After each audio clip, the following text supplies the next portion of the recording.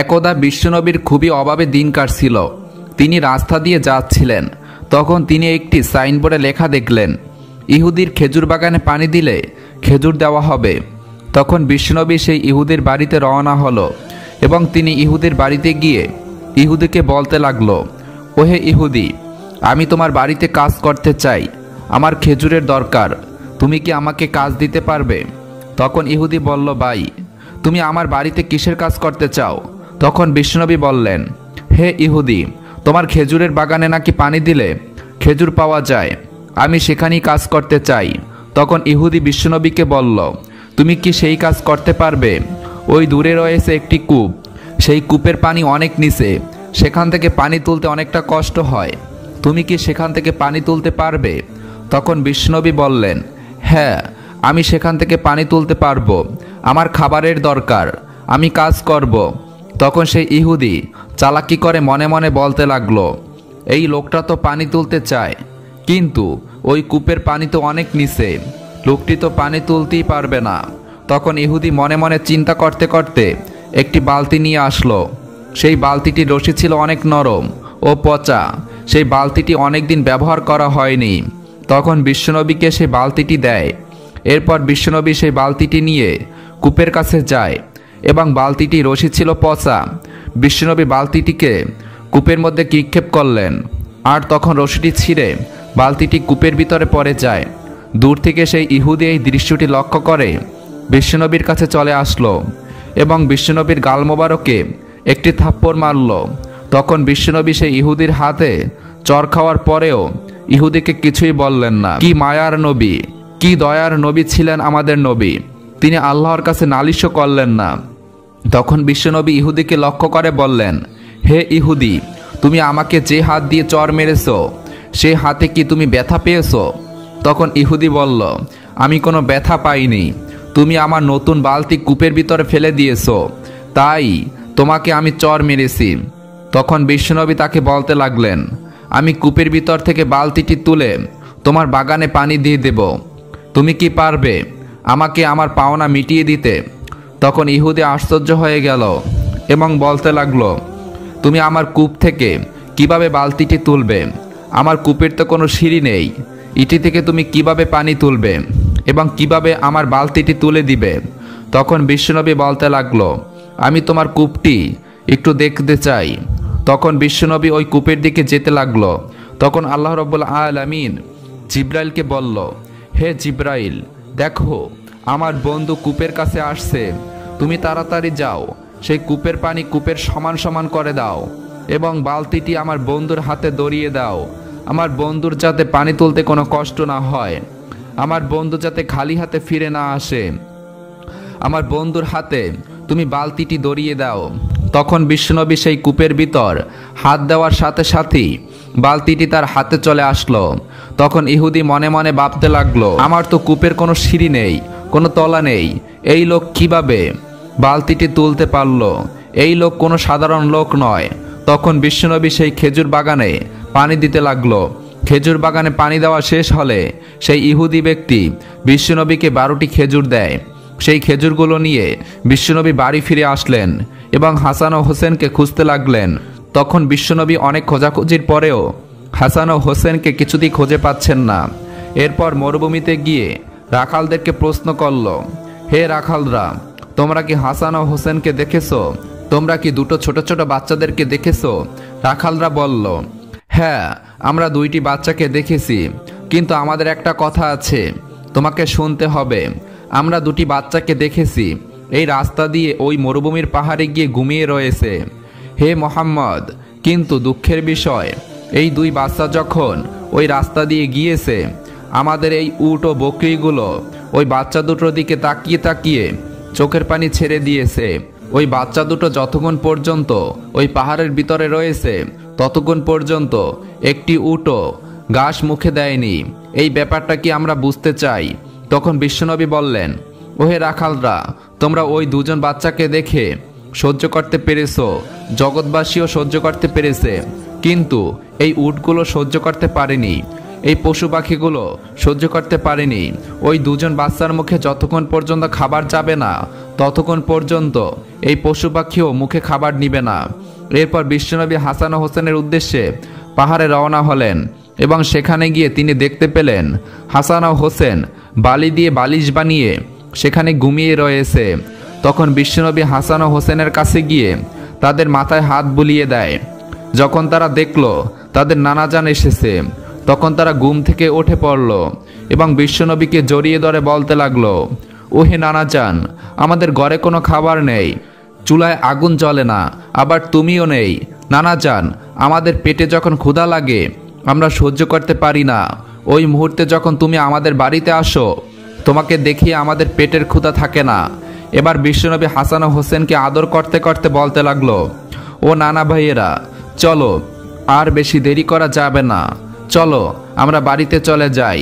তখন ইমাম হাসান ও হোসেন বলতে লাগলো, ও নানা, আমরা বাড়িতে যাব না, কারণ তোমার মেয়ে আমাদেরকে খাবার দেবে না, খাবার চাইলে তোমার মেয়ে আমাদেরকে বকাচকা করতে থাকে।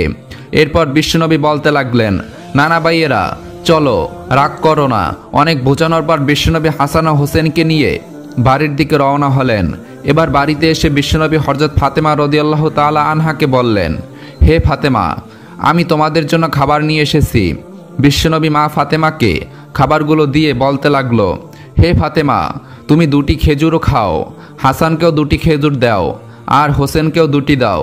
তখন মা ফাতেমা খাবারগুলো হাতে নিয়ে বিশ্বনবীর মুখের দিকে তাকিয়ে কান্না করতে লাগলো এবং বলতে লাগলো, আব্বাজান, তুমি আমাদেরকে যে খাবার দিয়েছো তা আমরা খাবো, কিন্তু আব্বাজান, আমি ফাতেমা জানতে চাই তোমার গালের উপরে কেন 10টি আঙ্গুলের দাগ রয়েছে? আব্বাজান, তোমার গালের উপরে আঙ্গুলের ছাপ কেন?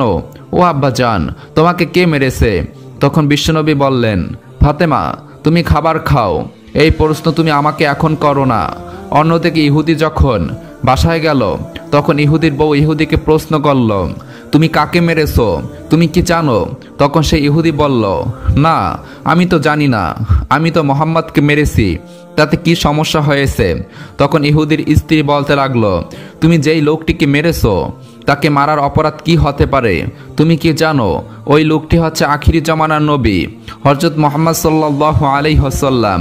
তুমি সেই লোকটির গায়ে হাত তুলেছো, তোমার এই অপরাধের আমি মানতে পারছি না, তোমার ওই হাতটি নষ্ট হয়ে যাবে। তুমি তাড়াতাড়ি যাও, তার কাছে গিয়ে ক্ষমা চাও, তার কাছ থেকে ক্ষমা নিয়ে আসো, কারণ তুমি তার গায়ে হাত তোলার কারণে তোমার হাত ভালো নাও থাকতে পারে। তখন ইহুদি বলল, হে বিবি, ওই লোকটি যদি আখিরি জামানার নবী হয়, ওই লোকটি যদি শেষ নবী হয়, ওই নবীকে আমি মেরেছি, এই হাত আমি রাখবো না, এই হাত আমি রাখতেই চাই না। এরপর ইহুদি আরও বলল, এই বিচার আমি কাউকে দেব না, কোনো রাষ্ট্রপতিকেও দেব না, কোনো লোকের কাছেও দেব না, আমার বিচার আমি নিজেই করতে চাই। সেই ইহুদি তখন তার স্ত্রীকে বলতে লাগলো, হে আমার বিবি, তুমি তাড়াতাড়ি যাও, আমার জন্য দা নিয়ে আসো, আমার নিজের হাত আমি নিজেই কেটে ফেলবো। তখন সেই ইহুদি নিজের হাত নিজেই কেটে ফেলল। এরপর সেই ইহুদি তার কাটা হাতটি নিয়ে বিশ্বনবীর বাড়িতে রওনা হলেন। ইহুদি একটি সময় গিয়ে বিশ্বনবীর বাড়িতে হাজির হলেন। তখন বাড়ির ভিতর থেকে খবর আসতে লাগলো বিশ্বনবী বাড়িতে নেই, তিনি তার মেয়ে ফাতেমার বাড়িতে গিয়েছেন। তখন বিশ্বনবীর সাথে মা ফাতেমা কথা বলছিলেন। মা ফাতেমা বলতে লাগলো, ও আমার আব্বাজান, যতক্ষণ পর্যন্ত আপনি আমাকে না বলবেন আপনার গালে কে থাপ্পড় মেরেছে, ততক্ষণ পর্যন্ত আমি খাবার খাবো না। হযরত ফাতেমা রাদিয়াল্লাহু তাআলা আনহা আরও বললেন, আব্বাজান, তুমি কি আল্লাহর দরবারে বলতে পারো না যে লোকটি তোমার গায়ে হাত তুলেছে তার বিরুদ্ধে আল্লাহর কাছে বিচার দিতে পারো না? কিন্তু আমি ফাতেমা আজকে আল্লাহর কাছে হাত তুলে বলবো, এই লোকটি ধ্বংস হোক। তখন বিশ্বনবী বললেন, ফাতেমা, মা, আমি তো গজবের নবী না, আমি হচ্ছি রহমতের নবী, আমি তো ক্ষমা করে দেওয়ার নবী, আমি তো প্রতিশোধ নেবার নবী না। তখন বিশ্বনবী আরও বললেন, ফাতেমা, ওরা আমাকে চিনতে পারেনি, আমাকে না চিনিয়ে আমাকে মেরেছে।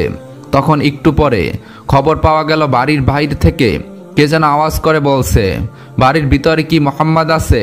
তখন ফাতেমা বলতে লাগলো, আব্বাজান, তোমাকে কে জানি ডাকছে, তোমার নাম ধরে কেউ হয়তোবা তোমাকে খুঁজছে। তখন বিশ্বনবী ঘরের বাইরে এসে দেখতে পেলেন ওই ইহুদি দাঁড়িয়ে আছে এবং সে তার হাত কেটে রক্তমাখা অবস্থায় দাঁড়িয়ে রয়েছে।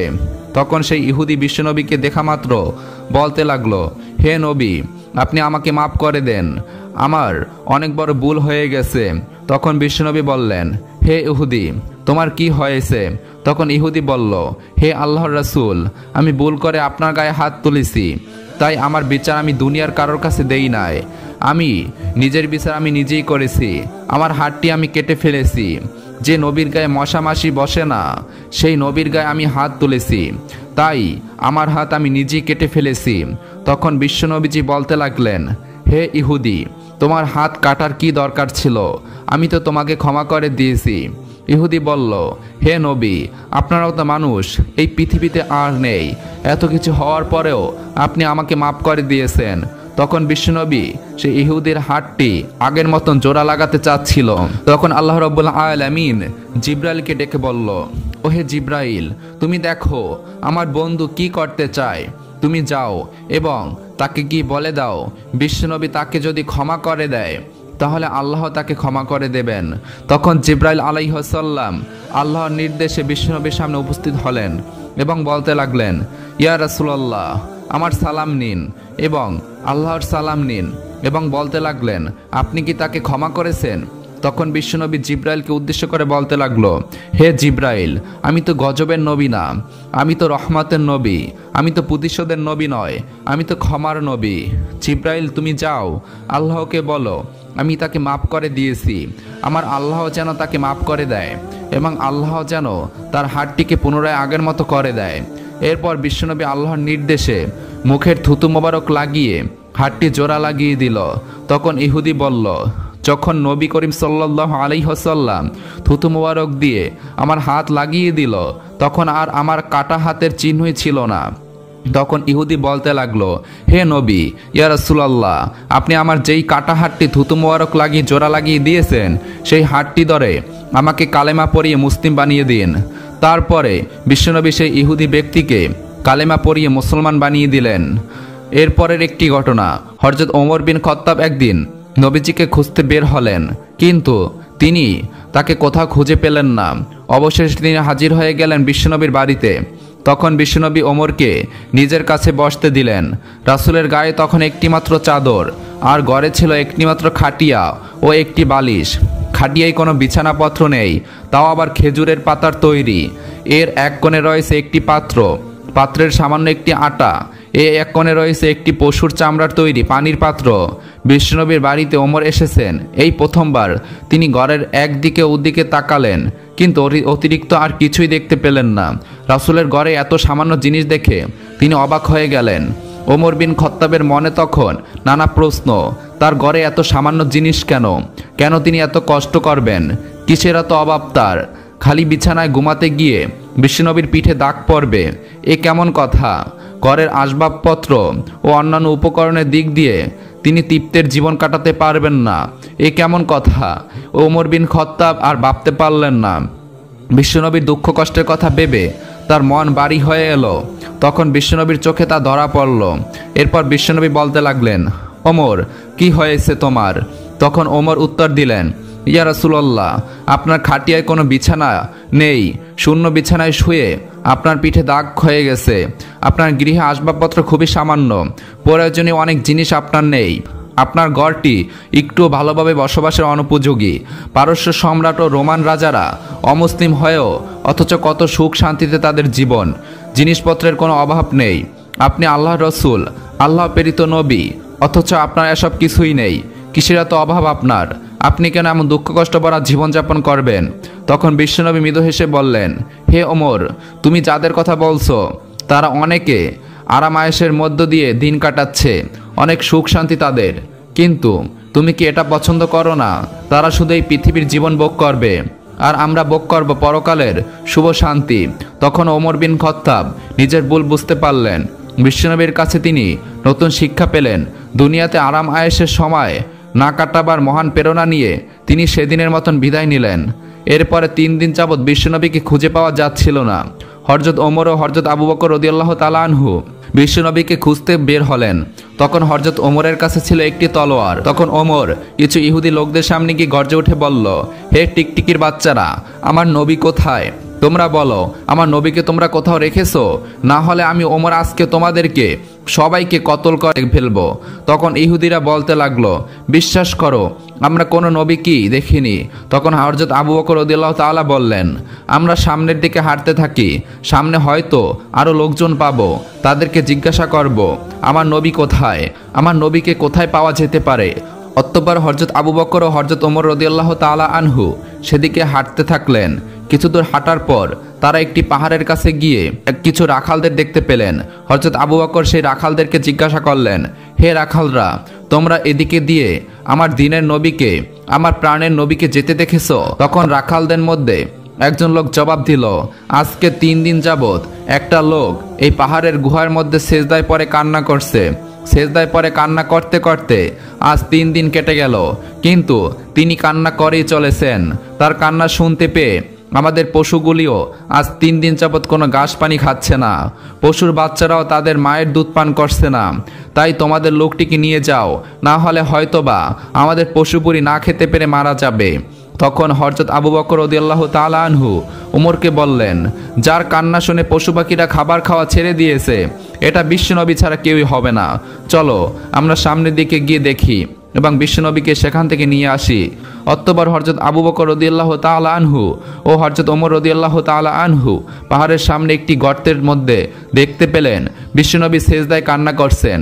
তখন হযরত ওমর নবীজিকে উদ্দেশ্য করে বললেন, হে নবী, আজকে 3 দিন যাবত আপনাকে খুঁজে পাগল পাড়া, কোথাও আপনাকে খুঁজে পাচ্ছি না। আপনি এখানে উম্মতের জন্য কান্না করছেন। ইয়া রাসূলুল্লাহ, আমরা আপনাকে নিতে এসেছি, আপনি মাথা উঠান। কিন্তু বিশ্বনবী কোনো কথাই বললেন না। তখন হযরত আবু বকর রাদিয়াল্লাহু তাআলা বললেন, ইয়া রাসূলুল্লাহ, আপনার উম্মতের জন্য আপনি এভাবে কান্না করছেন। আমি আবু বকর কথা দিলাম, আমার তামাম জীবনের ইবাদত আপনার উম্মতের নামে দান করে দিলাম। আপনি মাথা উঠান। তারপরে বিশ্বনবী মাথা মোবারক উঠাচ্ছেন না। তারপর হযরত আবু বকর রাদিয়াল্লাহু তাআলা বললেন, আমার মনে হচ্ছে হযরত ফাতেমাকে ছাড়া বিশ্বনবীকে এখান থেকে নিয়ে যাওয়া যাবে না। চলো আমরা ফাতেমার বাড়িতে যাই। তারপরে তারা দুজন সাহাবী মিলে হযরত ফাতেমার বাড়ির দিকে রওনা করলেন। পথের মধ্যে তারা হযরত আলীকে দেখতে পেলেন এবং হযরত আলীকে সমস্ত ঘটনা খুলে বললেন। এরপর তারা হযরত ফাতেমার কাছে গিয়ে সমস্ত ঘটনা খুলে বলল। হযরত ফাতেমার সমস্ত ঘটনা শোনার পর হাসান হোসেনকে নিয়ে হযরত ফাতেমা ও হযরত আলী এবং ওমর ও আবু বকর সকলে মিলে বিশ্বনবীর কাছে সেই পাহাড়ের গর্তে চলে গেল। তখন হযরত ফাতেমা নবীজিকে উদ্দেশ্য করে বলতে লাগলেন, আব্বাজান, আপনি কিভাবে পারলেন? আপনি 3 দিন যাবত আমাদের সবাইকে ছেড়ে এই গহীন পাহাড়ের গুহায় একা একা কান্না করতে, আপনার কি একটু আমাদের জন্য মায়া হচ্ছে না? আপনাকে আমরা অনেক খোঁজাখুঁজি করেছি, কোথাও আপনাকে পাচ্ছিলাম না। আপনি কি করে পারলেন আমাদের সবাইকে ভুলে থাকতে, আপনার আদরের নাতি হাসান ও হোসাইনকে ভুলে থাকতে? আব্বাজান, আপনি মাথা মোবারক উঠান, আপনাকে নিয়ে যেতে এসেছি। কিন্তু বিশ্বনবী মাথা উঠাচ্ছেন না, সেজদায় পরে কান্না করেই চলেছেন। তারপর হযরত ফাতেমা বলতে লাগলেন, হে আব্বাজান, আমি ফাতেমা কথা দিচ্ছি, আপনার উম্মতের জন্য আমি আমার আদরের সন্তান এবং আপনার আদরের নাতি হাসান ও হোসাইনকে কোরবানি করে দিলাম।